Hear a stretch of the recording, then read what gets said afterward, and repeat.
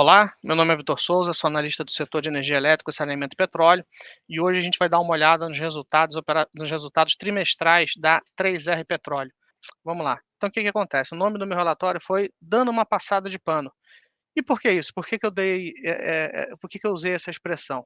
Vamos dar uma olhada aqui rapidinho. Primeiro, é importante dizer que eu sigo com a recomendação de compra para o case, ainda com upside relevante.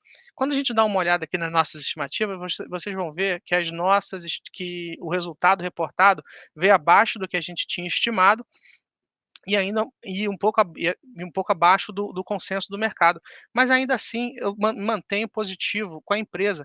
E por que que eu estou usando essa expressão, dando uma passada de pano, mesmo que, o resultado operacional não veio exatamente como o mercado estava esperando? Pois bem, quem já me acompanha há um pouco mais de tempo vai saber que a 3R é um caso de crescimento, e que, se eu tivesse que resumir o case dela, ela se lembra muito a PetroRio há 5, 6 anos atrás.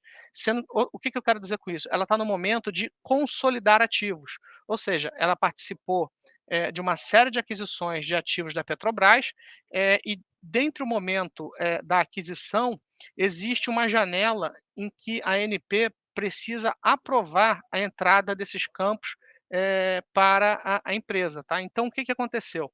Eu acho que a primeira frustração que a gente pode observar aqui é exatamente o fato de um dos campos que a gente esperava entrar agora no terceiro trimestre de 2022, ele escorregou para o quarto trimestre de 2022. Então você teve ali alguma frustração de receita por essa parte, e além disso, mas quer dizer que derrubou o resultado foi ruim, mas olha que esquisito, mesmo vindo com resultados abaixo do consenso, tem algumas informações que foram positivas, como por exemplo, houve nesse trimestre a consolidação de 2 ativos muito importantes, chamado Polo Peroá e Fazenda Belém. E como vocês sabem, esses ativos, quando eles vêm do operador original, ele vem de uma maneira muito ineficiente. Ele não corretamente gerido, tanto da parte da produção, quanto da parte dos custos. Então, quando eles entram na empresa, eles entram com custos muito grandes, com muita ineficiência, né, sendo que esses custos e essa ineficiência, ele tende a ser reduzido na parte de custos ao longo dos trimestres, assim como a produção, ela tende a evoluir ao longo dos trimestres. Então a gente faz parte do negócio. Então, assim, não é o fato de eu ter errado a entrada operacional de um dos campos para o trimestre seguinte que tira o brilho do case, entendeu? Então, assim, é mais ou menos essa passada de pano que eu quero dar.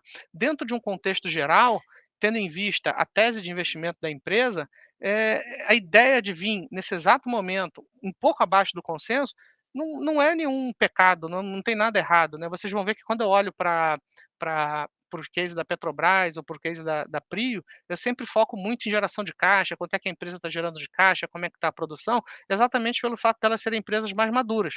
Então, à medida que a 3R está em um estágio muito antecedente a esse, eu acho que, se você avaliar pela mesmíssima métrica, você muito possivelmente vai tomar uma decisão ruim. Então, quando eu olho para o case da 3R, eu acabo observando, claro, como ela está gerenciando os ativos que já foram, absorvidos, isso é óbvio, e a gente sempre publica aqui, as análises de produção mensal da empresa, né, vendo como é que a produção dos campos estão evoluindo mês a mês, mas também, como é que o resto da história está evoluindo. Então, assim, eh, por essa lupa mai não por essa lupa, mas por essa perspectiva maior, eu acho que está tudo indo razoavelmente bem, tá. Então, quando a gente olha aqui, né, na estrofe final do primeiro parágrafo, vocês vão ver que eu acabo utilizando como métrica de avaliação um múltiplo que não necessariamente se relaciona a números operacionais, né, como por exemplo, EV/EBITDA, preço-lucro. Eu acabo vendo o que que o mercado está pagando pelos ativos que a empresa tem. E hoje a empresa está negociando ali na casa de $5 o barril, ou seja, o mercado avalia hoje as reservas produtivas da 3R em aproximadamente $5. Quando você compara com os outros pares da América Latina, isso está em $7. Quando você compara com a PetroRio, a gente está falando aí de mais de $12, né? Mas por quê? Porque ela é um case muito mais maduro, muito mais bem sucedido. Então, parte do meu ponto positivo ali com a empresa é exatamente observar o passado e ver que está tudo dando razoavelmente bem, e tentar trazer um pouco dessa boa perspectiva para o futuro e observar exatamente esse gap de valuation da 3R com os cases que são mais maduros, tá? Então é por isso que eu usei essa expressão, né? Acho que eu já falei umas 3 vezes isso, a expressão da passada de pano. Então, assim, calma, assim, não olhe somente para o EBITDA, porque acho que o momento operacional da empresa não requer isso, tá. Então você corre o risco de você correr um erro, você cometer um erro, se você olhar simplesmente para o resultado. Aí aqui eu comento, né, como é que a receita avançou, ela avançou mais de 100%, né, ano contra ano, exatamente porque teve ali, uma melhora na produção dos campos que ela já vem operando, mas também porque teve toda essa consolidação de ativos, né. Então, a produção chegou aí a 16.000 barris por dia versus 12.000 barris por dia no trimestre anterior, tá. Um aspecto negativo diz respeito à produtividade do campo de Macau, que chegou a um pico de produção de acima de 7.000 barris, de acima de 7.200 barris no primeiro trimestre de 2022 e devido a um problema operacional, essa produtividade caiu, e hoje ela opera já tem uns 3 meses aí que ela está entregando somente, 5.000 barris. É claro que isso não é positivo, mas também faz parte do negócio, a própria Prio, teve problemas ali na parte de produção, de frade nos primeiros trimestres do ano. Então assim, faz parte do negócio, né, mas é sempre bom a gente observar, os problemas serem, resolvidos o mais rápido possível, tá. Então aqui, como eu já comentei também, tem a questão dos custos operacionais evoluindo de maneira muito expressiva devido a essa consolidação de ativos e também porque eles estão aumentando a parte de quadro corporativo, né, de profissionais, de advogados, economistas, administradores, lá na sede deles, que fica lá no Rio de Janeiro.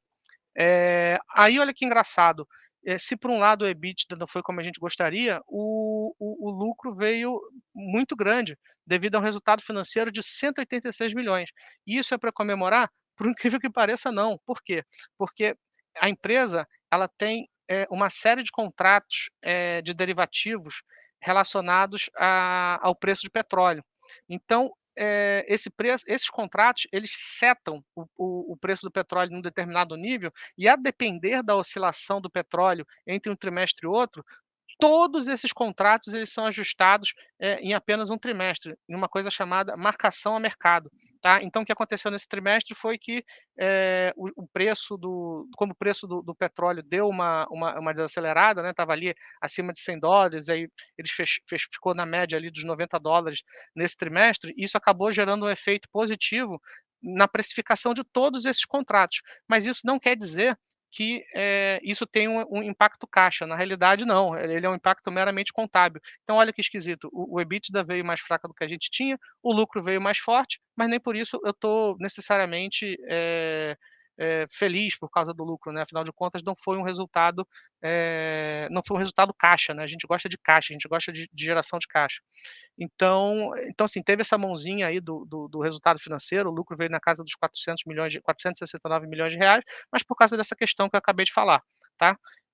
Então é isso, tá. Sempre que vocês forem dar uma olhada na 3R, eu sugiro que vocês olhem um pouco mais ao futuro, e quando eu falo aqui do futuro, não é um futuro de 5 anos, de 10 anos, mas que pelo menos ali dos próximos 6 meses, exatamente porque a gente está falando desse momento em que ela deve começar a receber notícias boas da, Agência Nacional de Petróleo. Então, assim, para o próximo trimestre, que ela deve já, encerrar, de acordo com a teleconferência que acabou de acontecer, os próximos trimestres ela deve receber aí a aprovação de Papa-Terra, Pescadeira Baiana e, da segunda fatia, né, de Pescadeira Baiana e, por fim, do Polo Potiguar, né, que por sua vez é o mais relevante da empresa, representa 42% das suas reservas, que deve acontecer somente no primeiro trimestre de 2023, tá. Então, vamos ficar de olho nisso. Claro, a gente tem que torcer ali para as operações que ela já detém evoluírem bem, e isso tem acontecido. Mas essencialmente é isso, gente. Espero que vocês tenham gostado. Desculpa por às vezes eu ter falado bastante, mas tamo junto. Visitem aí a página da Genial Analisa. A gente sempre publica aí uma série de relatórios, iniciações de cobertura e aguardo vocês lá. Forte abraço.